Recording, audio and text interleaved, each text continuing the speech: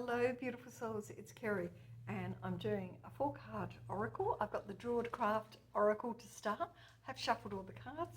We have the Queen of Pentacles. So this is the woman of money or abundance, and the Queen always represents attracting. So not chasing, not trying to make things happen, but being on the frequency of abundance, okay, so that it just flows to you. And we see all the Druidcraft symbolism and the Celtic symbolism there. The hair represents the totem of the goddess, and the hair was always sacred to the goddess in lots of cultures, and that's why we see the Easter bunny at Easter, because the hare or the rabbit is a symbol of reproduction and creativity and abundance. And so pentacles are always to do with earthly matters, so that's hence the abundance. And we have service. Okay, so I feel good when I can help others. So we're not just here for ourselves. If you look at astrology, the 6th house is the house of service. That's the house we would associate with Virgo, and Virgo also represents the physical body, as opposed to Pisces, the opposing sign, which is more about the spiritual.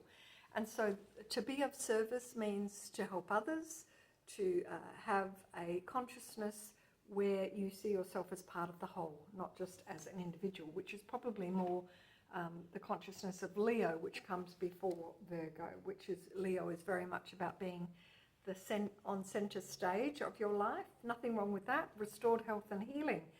That one, the service one, was from the Soul Journey Oracle, and this one is the White Feather Oracle, and it is restored health and healing. The healing angels have heard your prayers for improved health.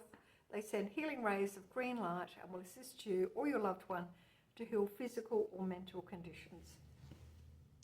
So much suffering on the earth, so many people really struggling with themselves and trying to find answers. And we know that the master healer and teacher was Jesus Christ, and he gave us the answers.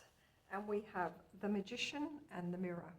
This is from the energy oracle cards. That's them there, and that's the Magician and the Magic Mirror.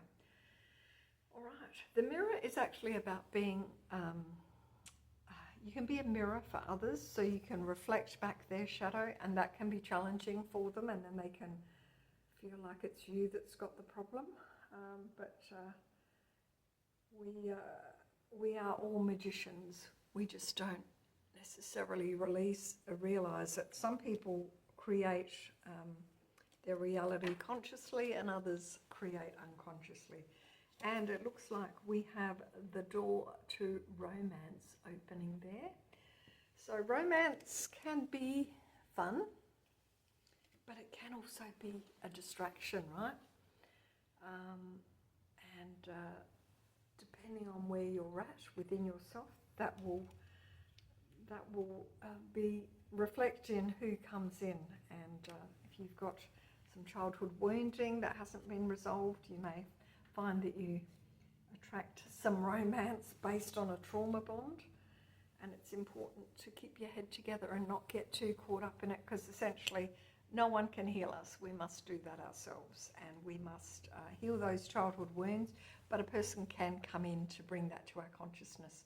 And sometimes they're challenging relationships. Sometimes we might feel re-traumatized or re-wounded, but really we always need to reflect back on ourselves and not put blame onto others, because everyone's here. We have soul contracts with people. And I'm just going to pop in there the loving words of Jesus. This is a Doreen Virtue one.